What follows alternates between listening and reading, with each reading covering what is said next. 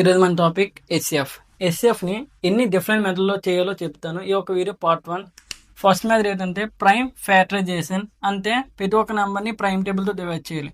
2 table 6, 2 table 3, 3 table 1, 18, 2 table 9, 3 table 3, 3 table 1, 24, 2 table 12, 2 table 6, 2 table 3, 3 table 1.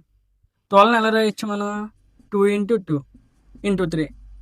18ని 2 into 3 into 3. 24ని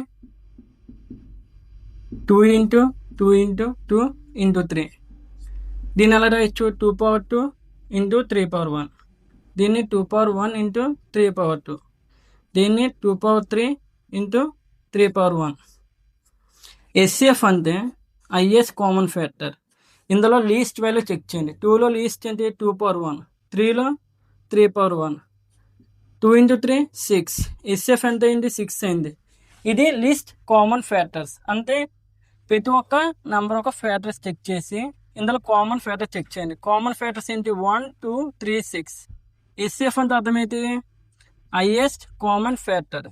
ఈ common ఫ్యాక్టర్లో highest number ఏంటి? 6. HCF ఎంత అవుతుంది? 6 అవుతుంది. ఈ నెంబర్కి మీరు చేయండి.